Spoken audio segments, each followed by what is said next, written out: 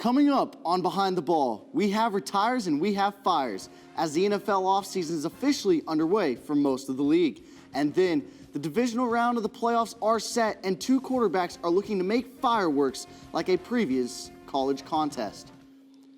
Welcome to Behind the Ball. I'm Michael Harbaugh. Sad day for Indianapolis fans as 32-year-old and 10-year veteran left tackle Anthony Costanzo has retired.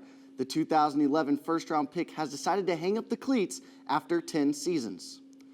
Costanzo, who surprisingly never made a Pro Bowl, calls it quits after the 2020 NFL season.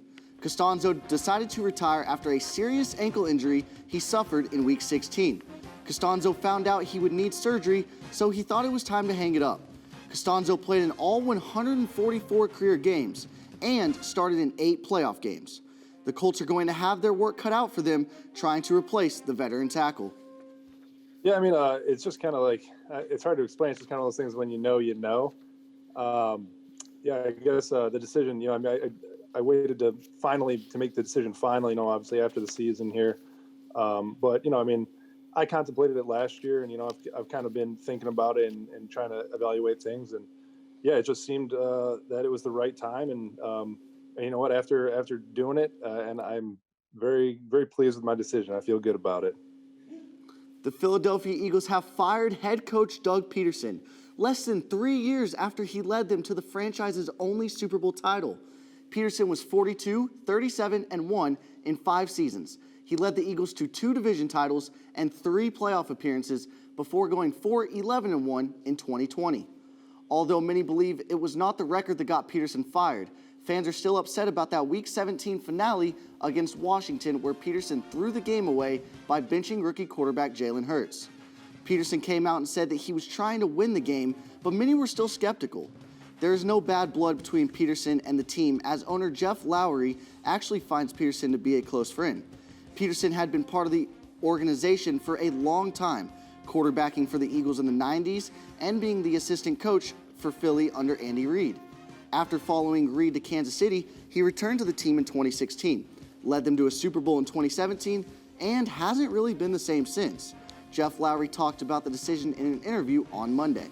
And arrive at a decision that might make you very uncomfortable, but that you feel, honestly, my first allegiance is what will be best for the Philadelphia Eagles and our fans for the next 3, 4, 5 years. It's not based on does someone deserve to hold their job or deserve to get fired. That's a different bar. Very few people probably after success deserve to lose their job. This is much more about the evaluation of whether the Eagles moving forward, our best option is to have a new coach. And that's really, really what it's about. Hopefully the Eagles can find their new coach very soon. Now the Denver Broncos have found their new general manager. It was confirmed on Wednesday that the longtime Vikings assistant general manager, George Paton, has signed a 6-year deal with the Broncos. This coming just 8 days after John Elway stepped down, and he thinks he has found the solution to all of their problems. Now, last week I mentioned that the Broncos have had 9 starting quarterbacks in the last 5 seasons, and that they need someone who will be able to find the right guy. Well, during Peyton's 14 seasons with the team, the Vikings had 16 starting quarterbacks. So maybe things in Denver will change, and hopefully Peyton and Elway can avoid repeating history. It has been rumored, however, that Peyton has been on the top of the Broncos' list of people pursuing since John Elway started thinking about stepping down. And when we come back, we will go over the NFL playoff picture going into the divisional round and then choose the game that you cannot miss and my predictions for that game. Coming up on Behind the Ball. The divisional round of the playoffs are set, and all 4 AFC teams remaining are led by quarterbacks under the age of 26. One matchup being between the Chiefs and the Browns, led by quarterbacks Patrick Mahomes and Baker Mayfield. The Cleveland Browns dominated the game last week against the Pittsburgh Steelers, putting up 48 total points, 35 of those points coming in the first half alone. The Browns also forced 5 turnovers, and all of this without their head coach Kevin Stefanski. This week, Stefanski is back and ready to coach his first playoff game as the Browns head coach. Along with Stefanski coming back is corner Denzel Ward and guard Joel Bitonio. The Chiefs, on the other hand, have had the past 2 weeks off as they clinched the 1 seed back in Week 16 nearly 3 weeks ago. The Chiefs, despite their 14-2 record, have not been winning convincingly, with their margin of victory being 6 points or less in their past 8 matchups. For the Browns to get a victory, they are going to have to stick to the run game and keep Patrick Mahomes off the field. Baker Mayfield does not want to get into a shootout with Patrick Mahomes and that Chiefs offense. For the Chiefs to get a win, they are going to have to limit the run game and keep scoring.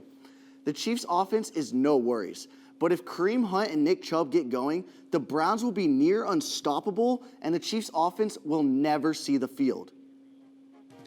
Now on to the Baltimore Ravens, who are headed to Buffalo to take on the Bills. Both teams making it to their second playoff game after early exits last season. Both of these clubs won their respective games by only 1 score. The Baltimore Ravens faced off against the Tennessee Titans, where the Ravens defense shut down the NFL rushing leader Derrick Henry, holding him to only 40 yards. They didn't allow much of anything through the air either, as Ryan Tannehill had only 165 yards with an interception. Lamar Jackson didn't have a great day passing, but it's what he did with his legs. Jackson ran for 136 yards and 1 touchdown. So by himself, he almost tripled the Titans' combined rushing numbers. The Buffalo Bills, on the other hand, faced off against the Indianapolis Colts. Josh Allen continued to impress by throwing for 324 yards and 2 touchdowns. Allen also had 54 yards on the ground. The Bills' defense did not play particularly well, allowing 163 rushing yards and 300 passing yards. For the Bills to get a win this week, they are going to have to figure out the run defense. They are going up against the best rushing team in the league, and allowing 160 yards to the Colts is one thing. But if you play defense like that against the Ravens, your offense will never see the ball. For the Ravens to get a win, they need to continue the success in the pass defense. They played very well against the Titans, but Josh Allen and Ryan Tannehill are uncomparable. The Titans want to run, so when you shut that down, they get stuck. The Bills are pure opposites. They want to throw. So if the Ravens can continue to shut down receivers and get pressure up the middle, they could very well punch a ticket to the AFC Championship game. And now it's time for your favorite segment, Game of the Week. It's where we pick the game you cannot miss, and I pick who I think is going to win. Last week we chose the Titans to beat the Ravens, and well, we were not correct at all. But hey, new week, new me, right?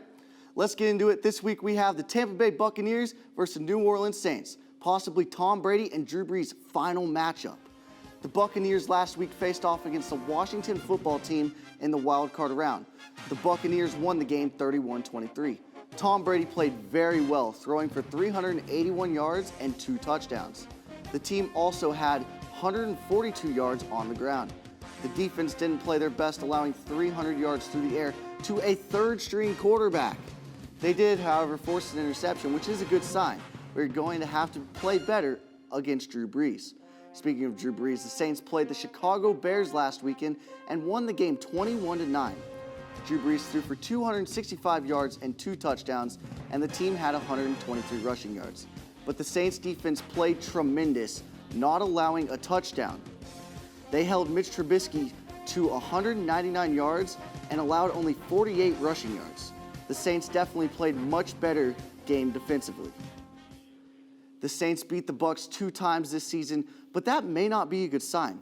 Since 2000, it has only occurred 5 times that a team has beat somebody 3 times in one season. Most recently was the Giants beating the Cowboys 3 times in 2016. Tom Brady and the Bucs have also been playing very well since the bye week. But with all that information, I'm still going to take the Saints to win the game 27-14. I think the Saints defense is too good for the Bucs to overcome. I mean, the last time they faced off, the Saints didn't allow a touchdown, winning the game 38-3. So I think the Saints will move on to the NFC Championship round. Let's hope we have a better prediction week than we did last week. That's all the time we have for you today. I hope you enjoy the show and enjoy the divisional round weekend. After all, we only get it once a year. From behind the ball, I'm Michael Harbaugh.